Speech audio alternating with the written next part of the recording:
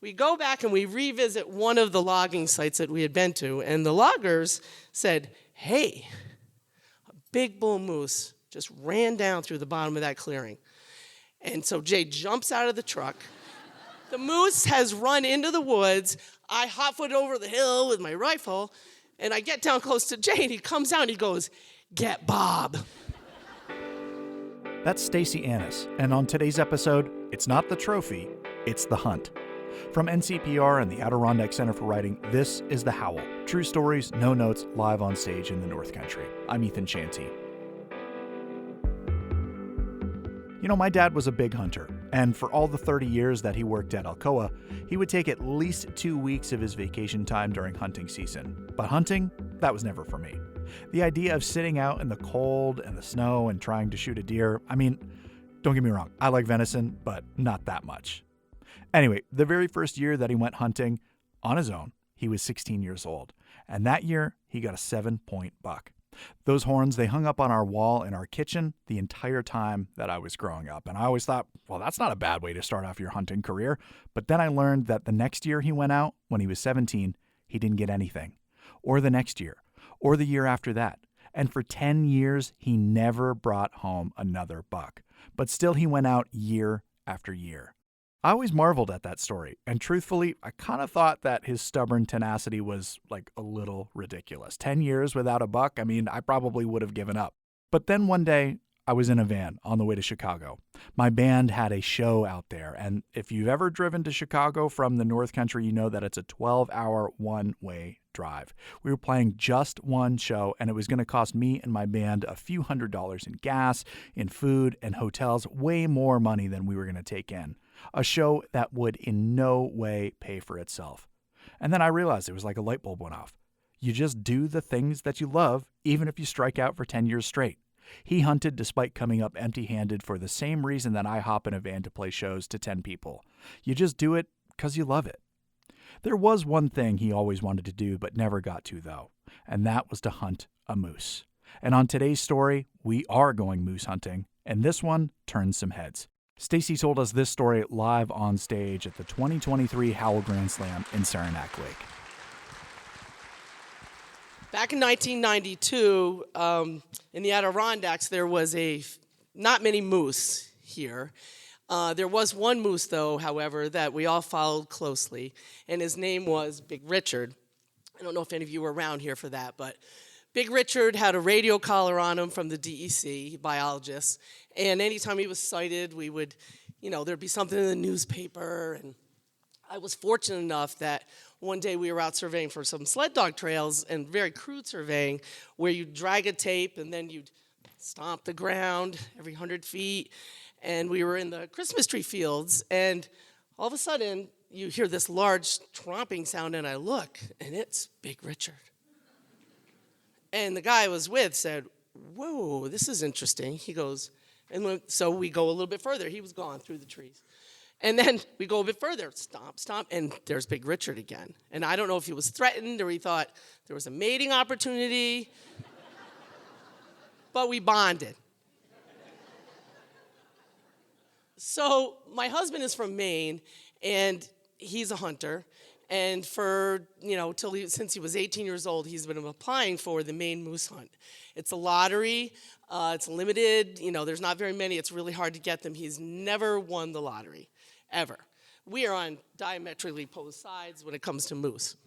And I get a phone call, not long after the Big Richard incident, and it's a guide from Maine. He said, congratulations, are you Stacey? I said, yeah. He goes, you won a moose hunting permit. Because my husband had entered me, because he wasn't doing very well, and he said, and I'll give you $1,000 for it right now. And I said, my husband would kill me. I can't do that. So now we're going to go on a moose hunt. I had a 6-week-old daughter at the time, so she'd be 6 months when it came time for the moose hunt, and we head to Maine.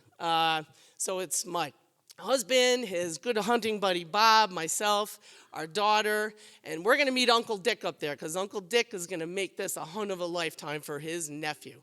He's been scouting, driving around, listening to hillbilly music for days. talking to loggers. And so we arrive, and day one, now all the other relatives know about it because they've been going for years. It's a big festival. There's the weigh station where you check in and you can see the moose that have been taken, and they measure, all their statistics and their teeth, and there's a big bull ox that's available named Babe to drag your moose out of the woods if needed, because you don't want that moose to go too far into the woods. You'll never get it out. And it's a festival, and all of Jay's family is there. There's probably 20 of them. And so what was supposed to be a 2-car convoy going out in the morning, so it's me and Bob and Jay and his Uncle Dick. Bob and I are in the back of the pickup truck, and our heads on a swivel. And then behind us was to be the baby daughter, who I had to nurse periodically, and the family. Well, day one, there's 5 or 6 pickup trucks in line. So we're going to call that the daisy chain. So every day we went out, and the daisy chain would line up, hand the baby off to the in-laws, and we go out and we start looking. So day one, this opening is only about 4 days long for the season. Day one, we see some moose. They're not very big. One of the game wardens said to us, "Yeah, you don't want to shoot those. That's a Thursday bull." In other words, the kind of bull that a desperate hunter shoots on a Thursday because you're running out of time. So Jay let those go by. Day two, we did not get the big moose on day one. Day two, line up the daisy chain again. Here we go. Driving around, talking to the loggers, stopping, calling, scouting, no moose. So now it's Thursday. And Jay is all of a sudden starting to look at the Thursday bulls and thinking that maybe it's time for one of those. So we go back and we revisit one of the logging sites that we had been to, and the loggers said, "Hey, a big bull moose just ran down through the bottom of that clearing." And so Jay jumps out of the truck and hotfoots it down there, and you could actually see the moose go through, and he actually is able to get a shot on it. And the moose is gone, humps up, runs into the woods.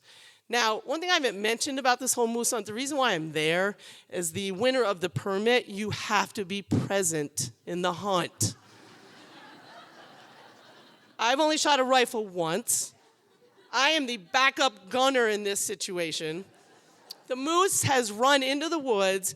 I hotfoot over the hill with my rifle, and I get down close to Jay, and he comes out and he goes, "Get Bob." I'm not the adequate backup gunner, apparently.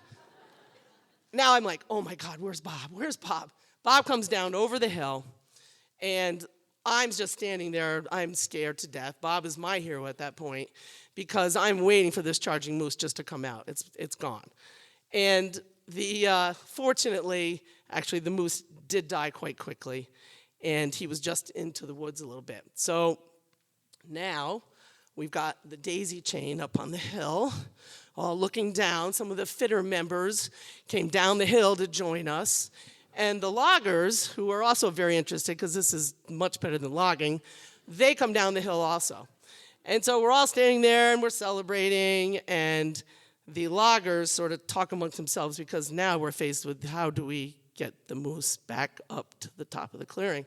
It's about a half a mile, and it's uphill. And loggers talk amongst themselves, and they look at Jay, and they say, "Well, we are done for the day. This has been very entertaining. We're going to use our skidder and the log loader, and we're going to take the moose up the hill for you." It's like, okay, this is great. So they haul the moose back up the hill, and there's a big celebration ensues with the daisy chain and the loggers and the baby who was hungry. And so then we have to go to the biology checkpoint. So we check in the moose, and then very conveniently, right next to this is also where the butcher is. So you check your moose in, 1,150 pounds, and then it's taken over to the butcher. So you're going to be ready the next day to go home. My plan, I had my own car. I'm ready to hot-foot it out of there at this point. I'm going back to the Adirondacks with my daughter, and it's 70 degrees. The guys were going to stay for a couple days and bird hunt, and they said to me, "Do you think you could take the moose meat back because we won't be able to keep it. It's going to be too warm. Oh, yeah, and also the front half of the moose that we're going to take to the taxidermist. So in my little pickup truck with my daughter, they throw the meat in and her third of a moose, and I head out. And Maine is all thumbs up. Good job. Great job. You got a moose. This is awesome. And on the way home, though, by the time I hit the interstate in Vermont, the stairs are starting to take on a different tone. I'm not, they're not liking me. And by the time I got to the Cumberland Head Ferry, where now I'm not doing 65 miles an hour, people are actually looking into the truck, I am downright villainous. So I was very grateful to get back to Saranac Lake, and I want to say I left Maine that day as a hero, came back to the Adirondacks as a villain. Sometimes it's a matter of perspective, and I want to say to Big Richard, I'm sorry. That's it for this week, folks. Thanks for joining us, and don't forget, when you head out into the woods on a hunting trip, you just might have to settle for a Thursday moose. The Howl is written, produced, and edited by me, Ethan Shanty. Editorial supervision is by news director David Summerstein, and live audio is captured on stage by Doyle Dean. Bill Hanel is our digital guy. Caitlin Kelly handles everything that you see on our social media, and music on this episode is by Famous Letter Writer of Plattsburgh. The Howl is a co-production of NCPR and the Adirondack Center for Writing in Saranac Lake. You can find more episodes of this show and support us, plus find out when we're going to be telling stories in your town by visiting ncpr.org/howl. This is NCPR, North Country Public Radio.